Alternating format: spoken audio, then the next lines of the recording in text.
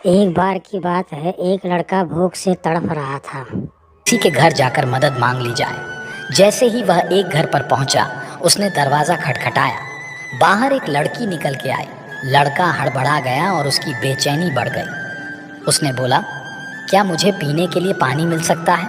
लड़की अंदर गई और सोचने लगी कि गरीब लोगों को पानी तो सब पिलाते हैं, हो सकता है उसको भूख भी लगी हो।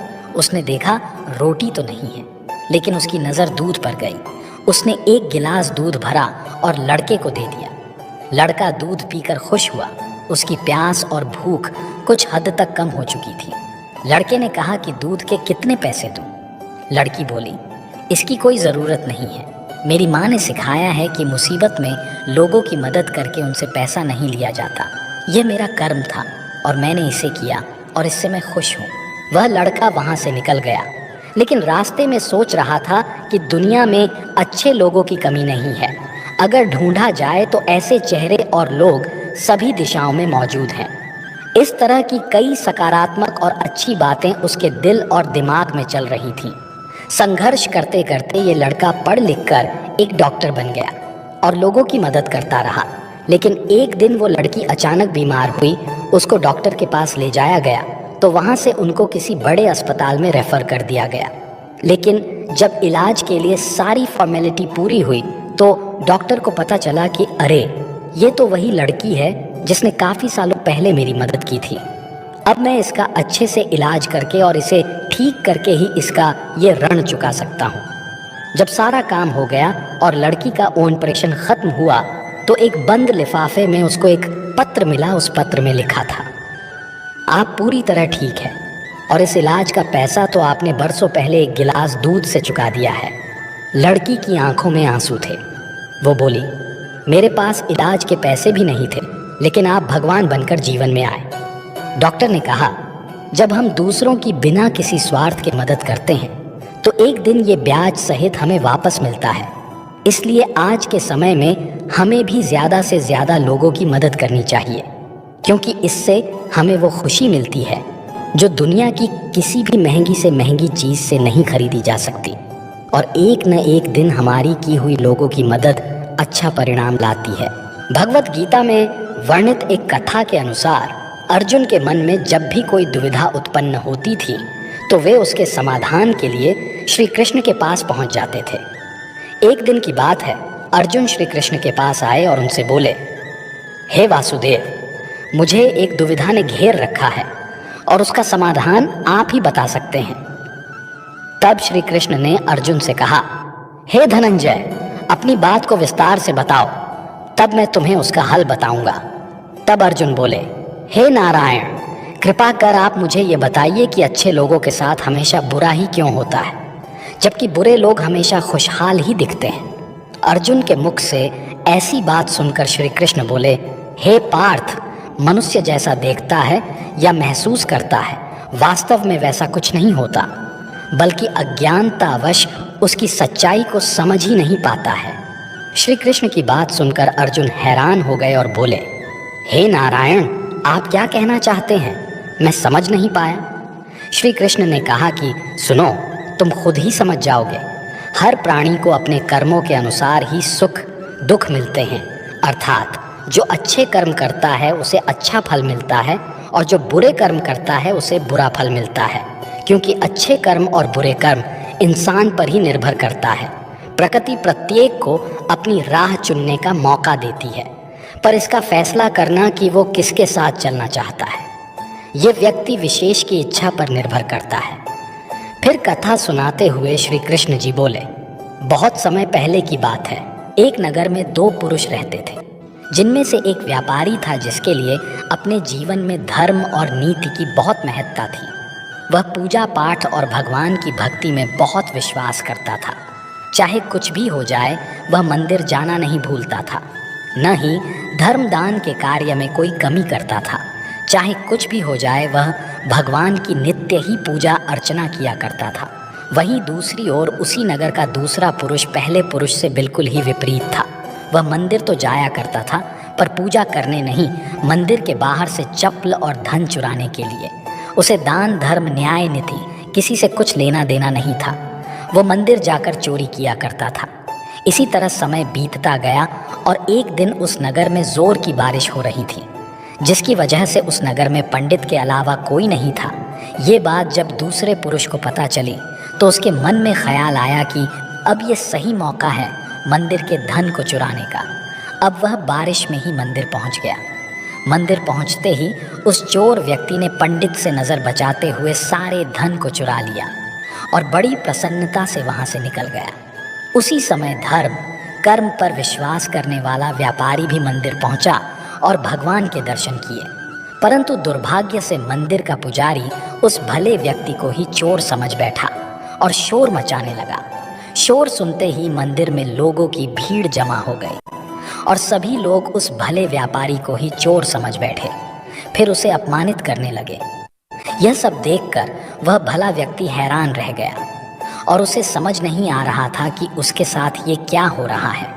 फिर वह लोगों से बचता हुआ किसी तरह वह मंदिर से निकल गया, लेकिन दुर्भाग्य ने उसका साथ वहाँ भी नहीं छोड़ा। मंदिर से बाहर निकलते ही वहाँ एक गाड़ी से टकरा गया और वो भला व्यक्ति घायल हो गया।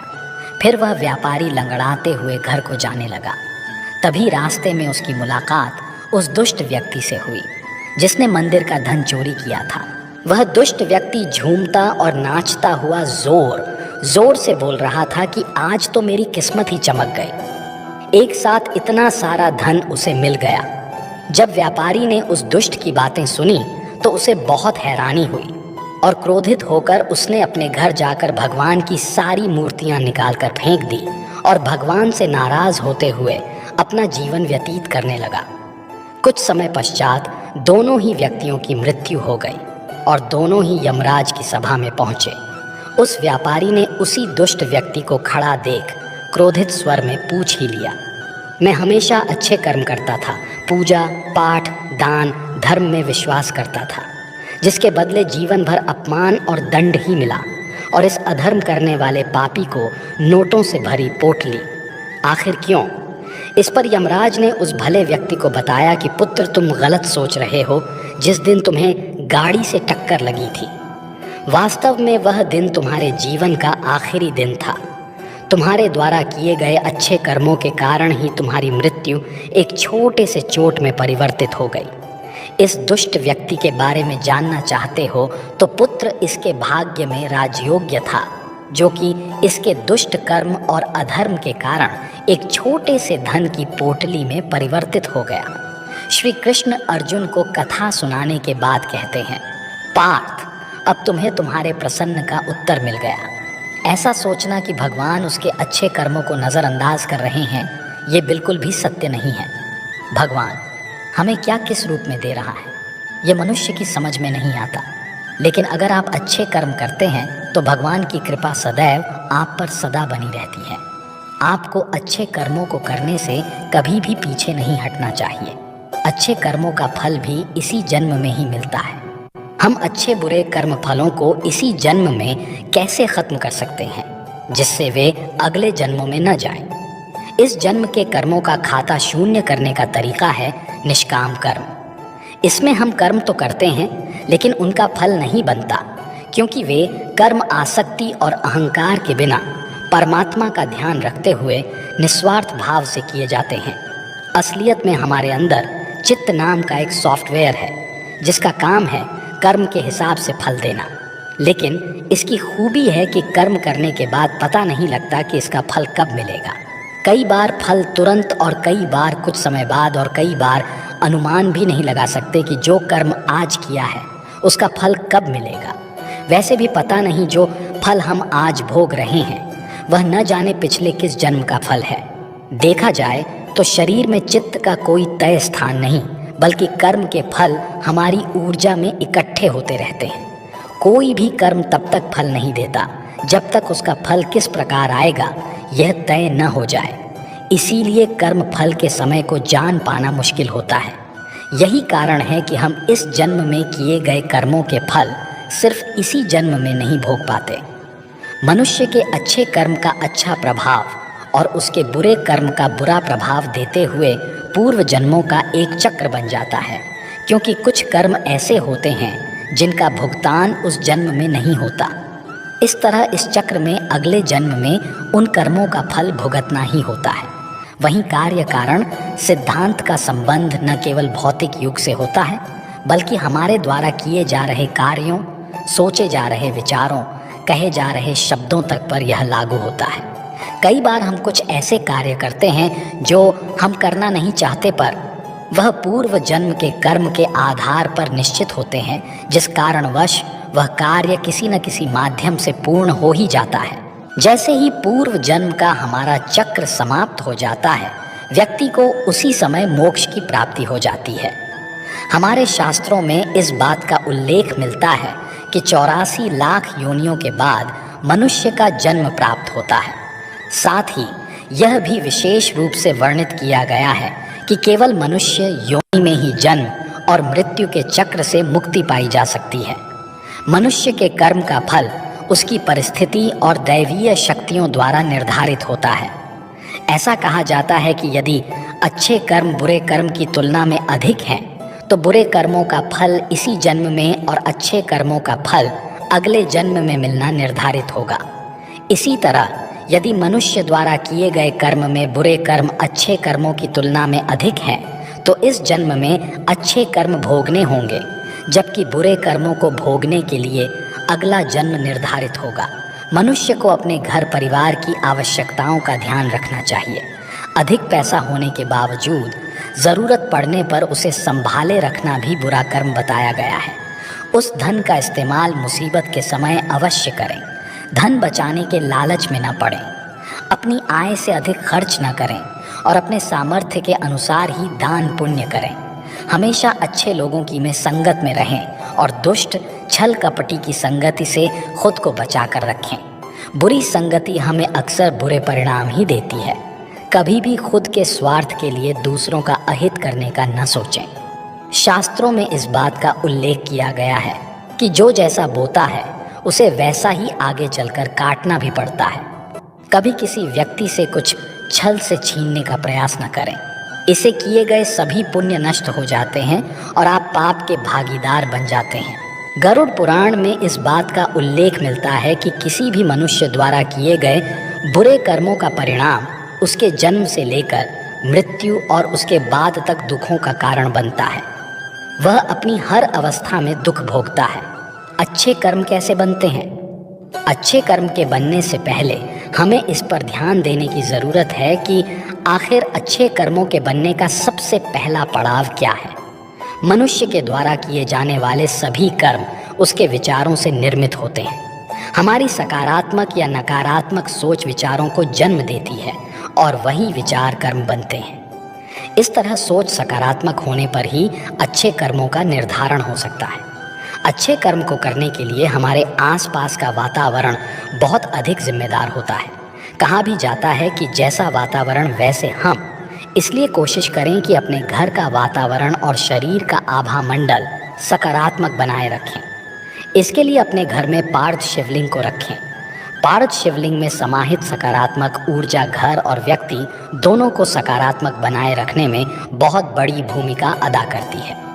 बस ध्यान रहे कि इसे पूजा विधि के द्वारा घर में स्थापित करें और नियमित तौर पर पूजा अर्चना करते रहें। प्रारब्ध क्या है? प्रारब्ध का अर्थ है अपने पूर्व जन्मों में किए गए अच्छे या बुरे कर्मों को वर्तमान में भोगना। मृत्यु के पश्चात हमारे भीतर संग्रहित हुए कुछ कर्म अगले जन्म में चले आते हैं, उसे ही प्रारब्ध कहते हैं। पाप का फल कब मिलता है? पाप का फल किए गए कर्म पर निर्भर करता है।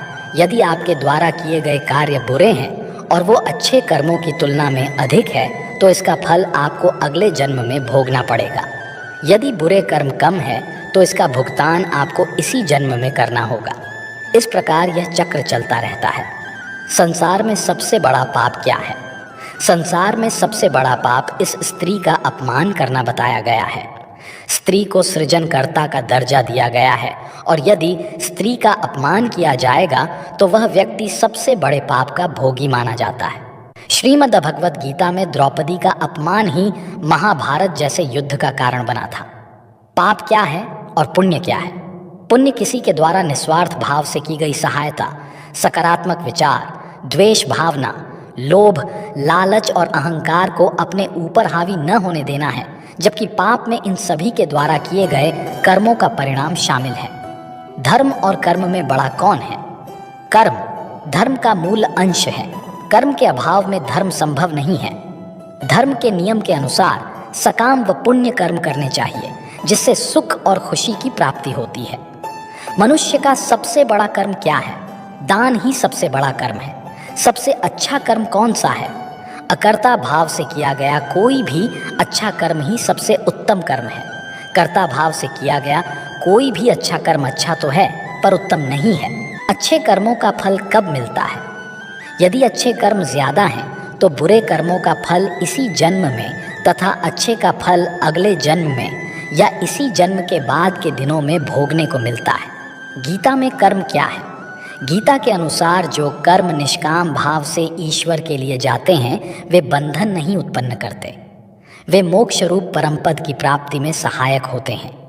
इस प्रकार कर्म फल तथा आसक्ति से रहित होकर ईश्वर के लिए कर्म करना वास्तविक रूप से कर्मयोग है और इसका अनुसरण करने से मनुष्य को अभ्युदय की प्राप्ति होती है।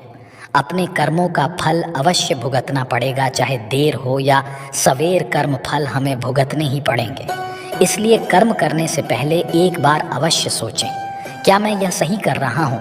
अगर कर्म करने से पहले अच्छे से सोच लें तो शायद हम बुरा कर्म करने से बच सकते हैं। अगर आपने अपने आप को बचा लिया तो सज़ा से भी बचा लिया। आपने बुरा कर्म कर लिया तो एक न एक दिन भगवान अवश्य सजा देगा। इस जन्म में नहीं तो अगले जन्म में कर्मों का फल भोगना पड़ता है। श्री कृष्ण जी ने भी गीता में कर्मों को ही सबसे उत्तम बताया है, क्योंकि कर्म ही हमारे भाग्य का निर्माण करते हैं। भगवान की न्याय व्यवस्था बहुत ही ज़्यादा सुदृढ़ है। कर्म का फल अच्छे कार्य करने वाले को अच्छा और बुरे कर्म करने वाले को बुरा फल अवश्य ही भोगना पड़ेगा। प्रभु ने प्रत्येक कर्म के फलित होने का समय पहले से ही निर्धारित कर रखा है। समय से पहले या पीछे फल की प्राप्ति नहीं होगी। प्रभु की प्रत्येक रचना, प्रत्येक नियम इतना ज़्यादा गहरा है कि हर एक प्राणी उसको समझ या जान नहीं सकता। आज जो कर्म हम कर रहे हैं, परिपक्व होकर उनसे ही हमारे भाग्य की रचना होती है। हमारे भाग्य के निर्माता हम खुद ही हैं और प्रत्येक मनुष्य को उसके भाग्य के अनुसार उसे फल या कुफल अवश्य भोगना पड़ेगा ही। इस समय हम जो दुख भुगत रहे हैं, यह हमारे ही पिछले जन्मों का या इसी जन्म के हमारे किए गए पुण्यों या बुरे कर्मों का फल है। प्रभु को दोष नहीं देना चाहिए। भगवान का एक विधान यह है कि हमारे कर्म, विचार और भावना को अनुसार ही हमें सुख या दुख की प्राप्ति होगी और वह सुख या दुख हमें खुद को ही भोगना पड़ेगा। मनुष्य के कब किए हुए पाप का फल कब मिलेगा, इसका कुछ पता नहीं। भगवान का विधान विचित्र है। जब तक पुराने पुण्य प्रबल रहते हैं, उग्र पाप का फल भी तत्काल नहीं मिलता। जब पुराने पुण्य खत्म होते हैं तब पाप की बारी आती है। पाप का फल भोगना पड़ता ही है, इस जन्म में भोगना पड़े या जन्मांतर में, मगर सत्संग दंड को कम करा सकता है या फिर कुछ प्रसाद के रूप में भी दे सकता है। अपने दुखों को हंसकर झेलो या रोकर झेलो, यह हमारे कर्मों का फल तो हमें अवश्य ही भोगना पड़ेगा। फिर रोकर क्यों झेलें? रोने से कष्ट दुगना हो जाता है और हंसते हंसते रहने से आधा हो जाता है। यह कर्म भूमि है। कर्म तो करना पड़ेगा। कर्म नहीं करोगे तो पाप चढ़ेगा। जैसा कर्म होगा वैसा ही फल भी भोगना पड़ेगा। फिर दुष्कर्म क्यों करें? श्री कृष्ण ने समझाया कि भीष्म पितामह सुख दुख से, जय पराजय से परे है। वो जानते हैं कि जो होने वाला था यही हुआ। भीष्म ने श्री कृष्ण से कहा, भगवान, मैंने ध्यान करके अपने 73वें जन्म तक देखा। मैंने तो कोई कुकर्म नहीं किया, फिर मुझे बाणों की शैया पर क्यों सोना पड़ा? श्री कृष्ण मुस्कुराकर बोले, हे संयम मूर्ति, भीष्म 73वें जन्म के पहले 74वें जन्म तक देखो। आपको पता चलेगा कि जब आप किशोर थे तब वन में घूमने गए थे। वहां पत्ते पर बैठी टिड्डी के शरीर में आपने कांटा चुभोया था। उस कर्म का फल घूमते घूमते अब मिल रहा है। इसलिए जब आप कर्ता होकर कर्म कर रहे हैं तो सोचे लें कि इसका क्या फल होगा। धृतराष्ट्र ने भी श्री कृष्ण से अपने कर्मों का हिसाब किताब पूछा। मैंने ऐसा क्या कर्म किया कि मुझे अपने 100 बेटों की मृत्यु का शोक मिला? मैंने अपने 100 जन्मों तक पीछे देखा है, लेकिन ऐसा कोई कर्म मैंने नहीं किया। श्री कृष्ण ने अपने योग बल से धृतराष्ट्र को दिखाया कि वो एक राजा थे और वो स्वादिष्ट व्यंजनों में खोए रहते थे। बिना विचार किए जो सामने आ जाता खा लेते, इनाम भी दिया करते थे। एक दिन रसोइये ने हसन के 100 बच्चों का मांस बनाकर एक एक करके राजा को खिला दिया। श्री कृष्ण ने कहा, धृतराष्ट्र जी, आप स्वाद में अंधे हो गए, तभी आप इस जन्म में अंधे बने। तुम्हारे पुण्यों के प्रभाव से 100 जन्म तक तो तुम्हें फल नहीं मिला, लेकिन इस जन्म में हंस के 100 बच्चों को खाने का फल तुम्हें मिल गया, तभी तुम्हारे 100 पुत्र मारे गए। सोचो, साथ में क्या लाएं और क्या लेकर जाएंगे। मनुष्य को ऐसी कमाई इकट्ठी करनी चाहिए जो इस संसार में भी काम आए और मृत्यु के बाद भी। उसे हम साथ में भी ले जा सके और हमारे ही काम और अगले जन्म में भी हमारे ही काम आ सके। सभी जानते हैं कि हम खाली हाथ नंगे इस संसार में आए और खाली हाथ ही जाना पड़ेगा। मृत्यु के समय यह धन दौलत, ज़मीन, मकान, व्यापार, नौकरी, नाम, शोहरत, रिश्तेदार, भाई बहन, माँ बाप, सभी बच्चे किसी को भी साथ नहीं ले जा सकते। चाहे राजा सम्राट हो या कोई भिखारी हो, इसलिए इतना मोह, इतना ज़्यादा लगाव इनसे क्यों रखें। साथ में हमारे जाएंगे सिर्फ हमारे अपने किए हुए अच्छे या बुरे कर्म, कीर्ति या अपकीर्ति, दान धर्म, परोपकार, दुखियों की सेवा, पुण्य जो भी हम इस जन्म में करेंगे, यह अवश्य साथ जाएगा और हमारे ही काम आएगा। हमें प्रत्येक दिन जब भी हमारा मन शांत हो, आंखें बंद करके 2-4 मिनट यह सोचना अवश्य चाहिए कि हम इतनी बड़ी अशांति को क्यों अपने साथ बांधे हुए हैं। यह भाग दौड़, तनाव, ताना बाना मकड़ी के जैसा जाला बुनकर खुद उसमें उलझे हुए क्यों हैं, और किसके लिए। जो हमें बुरा लगता है यह दूसरे को कभी मत दो, जैसे कि कड़वी बात, गाली, गुस्सा, बेइज्जती, असम्मान, अपमान, गला सड़ा या खोट वाला खाने पीने का सामान इत्यादि। जो चीज़ें हमें अच्छी लगती है वह दूसरों को, ज़रूरतमंद को बिना मांगे भी दो, जैसे कि लक्ष्मी, मीठी बातें, सद्व्यवहार, सम्मान, खाने पीने के अच्छे सामान। दोनों हाथों से बांटो, परोपकार करो, दान धर्म करो। संतों ने कहा भी है, जो कुछ तुम समेटते हो यह तो सपना है, जो लुटा रहे हो यो केवल अपना है। इसलिए जितना लुटाओगे वो ही तुम्हारे साथ जाएगा, तुम्हारे काम आएगा। याद रखो कि संसार की किसी भी वस्तु से मनुष्य का स्थायी संबंध नहीं है। ये शरीर, मकान, रुपये पैसे, जमीन जायदाद, स्त्री, पुत्र, परिवार, मित्र, दोस्त, कोई भी साथ रहने वाला नहीं है। एक दिन इन सब वस्तुओं को ज्यों का त्यों छोड़कर यहाँ से चल देना है। जब जाएंगे तब साथ में कुछ भी ले नहीं जाएंगे। सिर्फ भगवान साथ छूटने वाला नहीं है। साथ में एक छोटा सा तिल भी नहीं ले जा सकते। आप कितने भी उपाय कर लो, सारे उपाय यहीं धरे रह जाएंगे। सिर्फ भगवान नारायण प्रभु की भक्ति, दुखियों की सेवा, दान, पुण्य साथ में अवश्य जाएगा। साथ में जो जाएगा वही तो अपना हुआ, साथ में जो नहीं ले सकते वे सब पराया हुआ। जीते जी उन पराई वस्तुओं से मोह क्यों रखें। आप गंभीरता से जाकर विचार करें, साथ में एक तिल भी नहीं ले जाने पाएंगे तो फिर अशांति, छीना झपटी क्यों, किसके लिए। भगवान का हुक्म है, हर कार्य प्रभु के निमित्त समझकर फल प्रभु पर छोड़ दो। वो कभी बुरा करेंगे ही नहीं, तो सोचो फिर दुख क्यों करें। दुख सुख भी एक सोच के कारण ही तो है। दुख को भी सुख मानो, प्रभु सुख ही सुख कर देंगे। यदि मोक्ष की इच्छा है तो विषयों को विष के समान दूर से ही त्याग दें और संतोष, दया, सरलता अमृत के समान नित्य आदरपूर्वक सेवन करें। एक साधु एक गांव में हर रोज भिक्षा मांगने जाता था। जिस घर में भी जाता कोई आटा, दाल या चावल कुछ भी दे देता और वह अपना इस तरह पेट भर लेता था। उसी गांव में एक व्यक्ति उसको हर रोज भिक्षा मांगने पर गोबर डाल देता और यह कहकर डांट देता कि भगवान ने हाथ पैर दे रखे हैं, कुछ काम करके खा ले। वह साधु चुपचाप गोबर लेकर आ जाता और एक तरफ ढेर लगा देता। ऐसे करते करते उस गोबर बहुत बड़ा ढेर बन गया। साधु भी हर रोज भिक्षा मांगने जाता। वह आदमी हर रोज ही उसको गोबर डाल देता और गांव के लोग खाना देते। ऐसे करते करते दोनों का समय बीत गया और जब दोनों अपनी जीवन यात्रा पूरी कर भगवान के घर पहुँचे तो गोबर डालने वाले इंसान को खाने में भगवान के घर गोबर मिला। तो उसने भगवान से कहा, हे प्रभु, मैं गोबर कैसे खा सकता हूँ?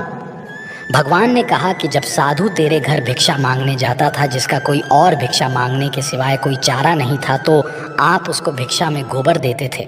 वही गोबर का ढेर अब इतना बड़ा हो गया कि आपके खाने के हिस्से में अब गोबर ही आएगा।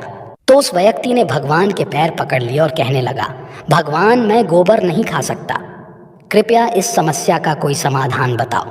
भगवान ने कहा, कर्मों का फल अवश्य ही भोगना पड़ता है। अब वो इंसान प्रभु के आगे रोए और गिड़गिड़ाए, कृपया करके इस समस्या कोई समाधान हो तो बताओ।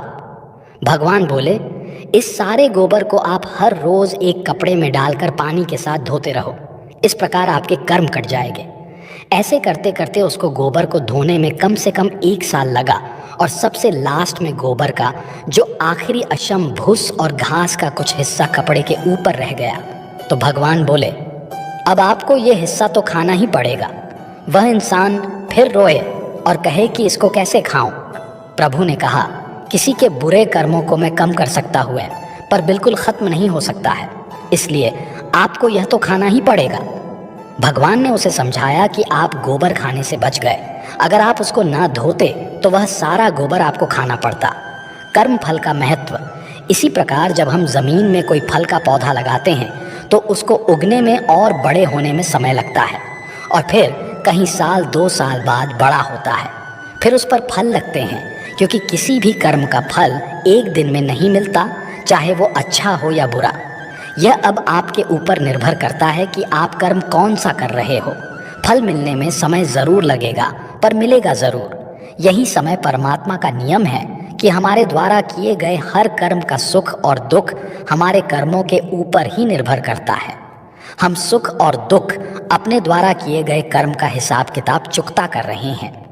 कर्मों का फल हमें अवश्य ही भुगतना ही पड़ेगा, इसलिए जब हम किसी को दान देते हैं तो सोच समझ कर दे, क्योंकि एक दिन हमें वह डबल होकर मिलेगा। इसी प्रकार हर काम करते समय भी ध्यान रहे थे कि हम कौन सा काम सही कर रहे हैं, कौन सा गलत हो रहा है। इसलिए कभी भी भूल कर भी किसी की आत्मा ना दुखाएं। जितना हो सके अपनी तरफ से अच्छा ही करें। एक गांव में एक किसान अपने परिवार के साथ रहता था। किसान और उसका परिवार एक संत महात्मा की सेवा किया करता था और संत महात्मा के उपदेश पर उनका परिवार ज़रूरतमंद लोगों की सेवा भी किया करता था। उनके परिवार में सभी लोग प्रेम भाव से रहते थे, लेकिन उनका एक बेटा था जो कि दोनों पैरों से अपाहिज था। सेवा करते करते बरसों बीत गए। उसका परिवार कभी कभी यह भी सोचता था कि हम सब इतने प्रेम भाव से संत महात्मा और ज़रूरतमंद लोगों की सेवा करते हैं, फिर भी हमारे परिवार में इस बच्चे के साथ ऐसा क्यों हुआ? इसका क्या दोष था जो वह अपाहिज है? एक दिन की बात है, जब संत महात्मा का सत्संग चल रहा था। हजारों लाखों श्रद्धालु उस सत्संग में बैठे हुए थे। संत महात्मा ने अपने प्रवचन पूरा करने के बाद कहा कि इस पूरे प्रवचन के विषय में अभी भी किसी के मन में कोई शंका हो तो वे बताए। हजारों लाखों श्रद्धालुओं के बीच उस अपाहिज पुत्र के पिता ने संत महात्मा से एक सवाल किया कि हे महात्मा, हम सब निस्वार्थ भाव से ज़रूरतमंद लोगों की सेवा करते हैं और हमारा पूरा परिवार अहिंसा के मार्ग पर चलता है। कभी भी किसी के बारे में बुरा नहीं सोचते हैं, ना ही किसी का बुरा करते हैं। फिर भी ऐसा क्या गुनाह हुआ जो हमारा बच्चा अपाहिज पैदा हुआ? फिर गुरु ने जवाब दिया, वैसे तो मैं यह बात नहीं बता सकता, फिर भी आपके मन में दुविधा है तो सुनो। यह जो बच्चा है, जो दोनों टांगों से बेकार है, पिछले जन्म में एक किसान का बेटा था। रोज खेत में अपने पिता को दोपहर में भोजन का टिफिन खेत में देने जाया करता था। एक दिन उसकी माँ ने उसे दोपहर में खाना लगा कर दिया और कहा कि बेटा खाना खाकर पिताजी को टिफिन देकर आ। इसकी माँ ने खाना परोस कर थाली में रखा कि इतने में उसके किसी दोस्त ने आवाज़ लगाई तो यह खाना वहीं छोड़कर अपने दोस्त से बात करने बाहर चला गया। इतने में ही एक कुत्ता घर में घुस आया और उसने थाली में मुंह डाला और रोटी खाने लगा। लड़का जैसे ही घर में वापस आया और कुत्ते को थाली में मुंह डालता हुआ देखकर पास ही में एक लोहे का बड़ा सा डंडा पड़ा हुआ था। उसने यह भी नहीं सोचा कि खाना तो झूठा हो ही चुका है। बिना सोचे समझे उस कुत्ते की दोनों टांगों पर इतनी ज़ोर से मारा कि वह कुत्ता अपनी ज़िंदगी में जब तक जिंदा रहा दोनों पैरों से बेकार होकर घसीटते घसीटते जिंदगी जिया और तड़प तड़प कर मर गया। यह उसी कुत्ते की बद्दुआ का फल है जो इस जन्म में यह दोनों टांगों से अपाहिज पैदा हुआ है। संत महात्मा ने कहा, पुत्र, इस संसार में इंसान को अपने अपने कर्मों का फल भुगतना ही पड़ता है। इस जन्म में अगर किसी की टांग तोड़ी है तो स्वाभाविक है कि अगले जन्म में आपकी टांग टूटनी ही है। अगर आप किसी को नुकसान पहुंचाओगे तो आपका भी नुकसान होना ही है, इस जन्म में नहीं तो अगले जन्म में। इसलिए जो भी कर्म करो सोच समझ कर करो। आप अपने कर्म फल से नहीं बच सकते। आप जहां भी जाते हैं, जो कुछ भी करते हैं, आपके कर्म ही आपको शांतिपूर्वक देख रहे होते हैं। किसी भी दिन आपको आपके कर्म का फल पृथ्वी पर वहन करना ही होता है। इसीलिए हर समय उचित कर्म करना अनिवार्य है। भगवान श्री कृष्ण ने गीता में कर्म को प्रधानता देते हुए यहाँ तक स्पष्ट किया है कि व्यक्ति की यात्रा जहाँ से छूटती है, अगले जन्म में वह वहीं से प्रारंभ होती है। जो प्रकृति के नियमों का पालन करता है वह परमात्मा के करीब है। लेकिन ध्यान रहे, यदि परमात्मा भी मनुष्य के रूप में अवतरित होता है तो वह उन सारे नियमों का पालन करता है जो सामान्य मनुष्यों के लिए हैं। जीवन में सफलता प्राप्त करने के लिए हमें हमेशा सकारात्मक कर्म करने चाहिए, क्योंकि कर्म ही हमारे भविष्य को निर्धारित करते हैं। अच्छे कर्म करने के प्रति हमारी निष्ठा हमारी आत्मा को पवित्र और शुद्ध बनाती है, जो हमें अधिकारी बनाती है आध्यात्मिक आनंद और शांति का अनुभव करने के लिए। कर्म और संकल्प के बिना कोई भी व्यक्ति अपनी जिंदगी में आगे नहीं बढ़ सकता। अतः सकारात्मक सोच और कर्मों के साथ जीवन जीने की कला सीखने की कोई विकल्प नहीं है। कर्म के सिद्धांत का पालन करके हम अपनी दिशा और गति को नियंत्रित कर सकते हैं, जो हमें अपने लक्ष्यों तक पहुंचने के लिए मार्गदर्शन करता है। कर्म का सब खेल है यह, लौट कर तो आएगा। जो आज तुझे रुला रहा है कल कोई और उसे रुलाएगा। व्यक्ति की सफलता का आधार उसके कर्म होते हैं। एक सच्चे और साफ दिल से किया गया कर्म कभी निष्फल नहीं होता। धर्म और कर्म दो पहियों की तरह हैं जो हमें जीवन के सही पथ पर चलाने में मदद करते हैं। इन दोनों के बिना हम अपने सच्चे उद्देश्य को प्राप्त नहीं कर सकते।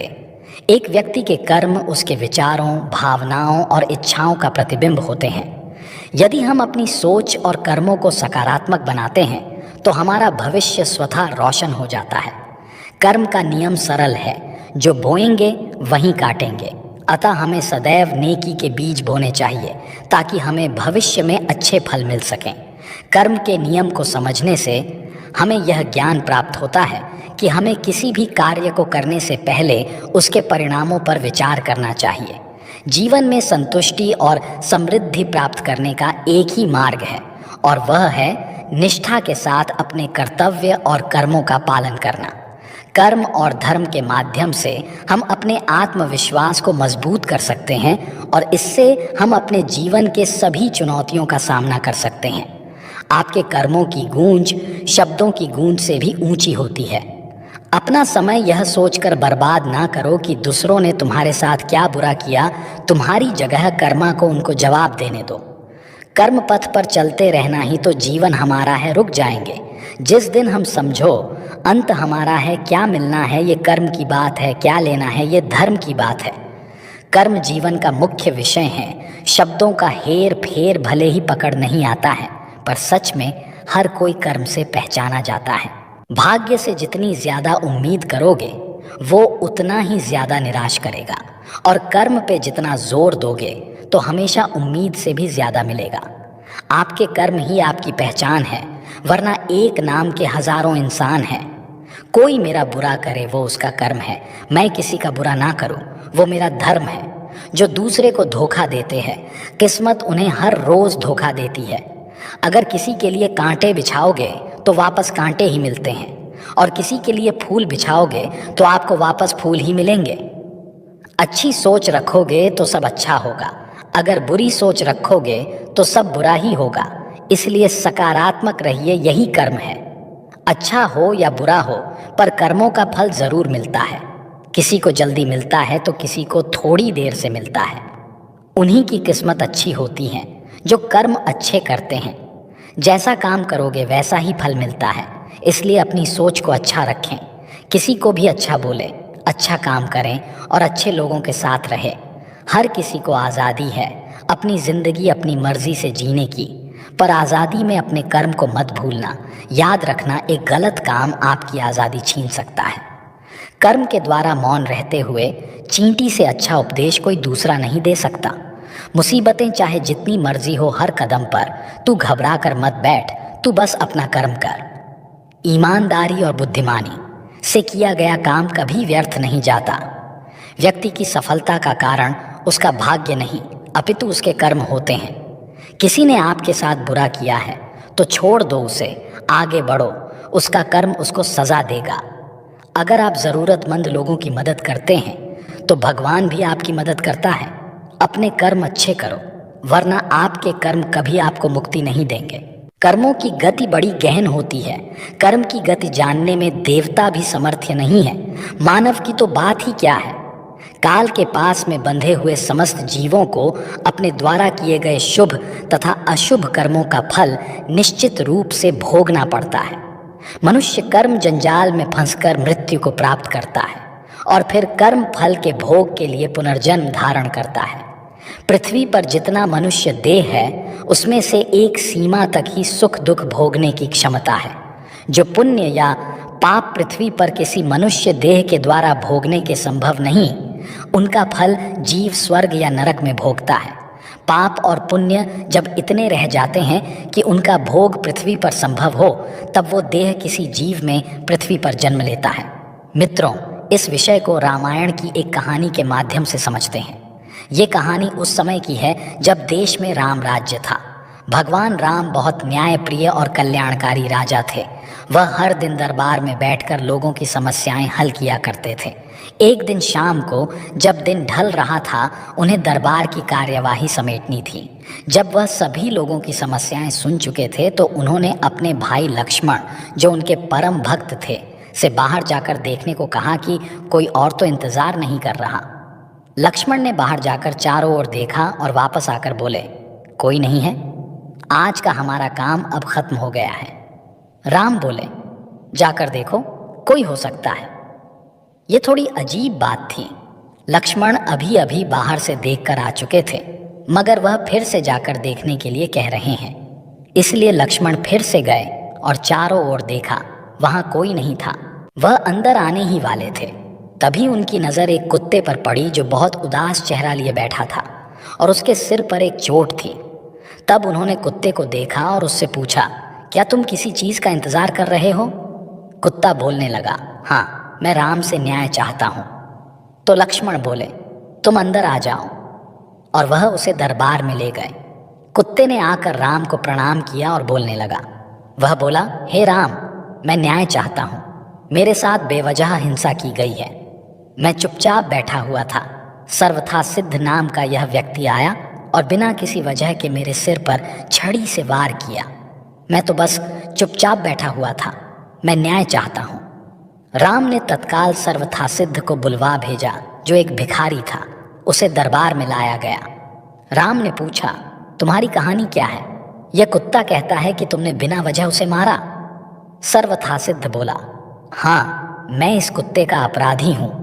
मैं भूख से बौखला रहा था, मैं गुस्से में था, निराश था। यह कुत्ता मेरे रास्ते में बैठा हुआ था, इसलिए मैंने बेवजह निराशा और गुस्से में इस कुत्ते के सिर पर मार दिया। आप मुझे जो भी सज़ा देना चाहें दे सकते हैं। फिर राम ने यह बात अपने मंत्रियों और दरबारियों के सामने रखी और बोले, आप लोग इस भिखारी के लिए क्या सज़ा चाहते हैं? उन सब ने इस बारे में सोचकर कहा, 1 मिनट रुकिए, यह बहुत ही पेचीदा मामला है। पहले तो इस मामले में एक इंसान और एक कुत्ता शामिल हैं, इसलिए हम सामान्य तौर पर जिन कानूनों को जानते हैं वे इस पर लागू नहीं होंगे। इसलिए राजा होने के नाते यह आपका अधिकार है कि आप फैसला सुनाएं। फिर राम ने कुत्ते से पूछा, तुम क्या कहते हो? क्या तुम्हारे पास कोई सुझाव है? कुत्ता बोला, हाँ, मेरे पास इस व्यक्ति के लिए एक उपयुक्त सजा है। वह क्या? बताओ।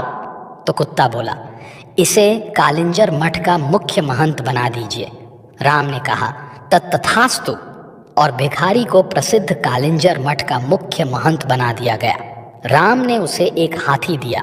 भिखारी इस सज़ा से बहुत प्रसन्न होते हुए हाथी पर चढ़कर खुशी खुशी मठ चला गया। दरबारियों ने कहा, यह कैसा फैसला है? क्या यह कोई सज़ा है? वह आदमी तो बहुत खुश है। फिर राम ने कुत्ते से पूछा, क्यों नहीं, तुम ही इसका मतलब बताते।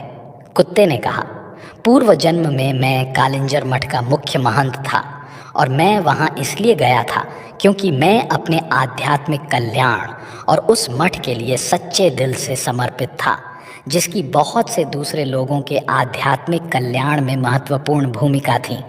मैं वहाँ खुद के और हर किसी के आध्यात्मिक कल्याण के संकल्प के साथ वहाँ गया और मैंने इसकी कोशिश भी की। मैंने अपनी पूरी कोशिश की, मगर जैसे जैसे दिन बीते धीरे धीरे दूसरे छिटपुट विचारों ने मुझे प्रभावित करना शुरू कर दिया।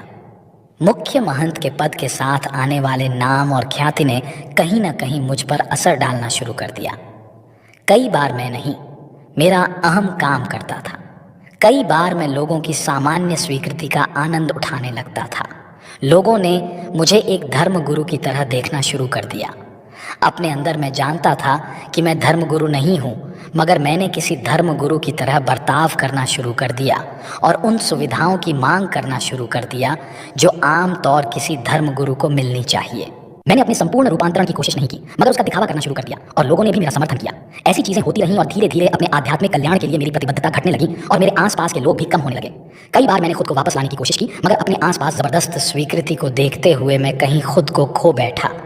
इस भिखारी सर्वथा सिद्ध में गुस्सा है, अहं है, वह कुंठित भी है। इसलिए मैं जानता हूं कि वह भी खुद को वैसा ही दंड देगा जैसा मैंने दिया था। इसीलिए यह उसके लिए सबसे अच्छी सजा है। उसे कालिंजर मठ का मुख्य महंत बनने दीजिए। अगर आपको हमारी कहानी अच्छी लगी हो तो कमेंट ज़रूर कीजिएगा। जय श्री कृष्ण।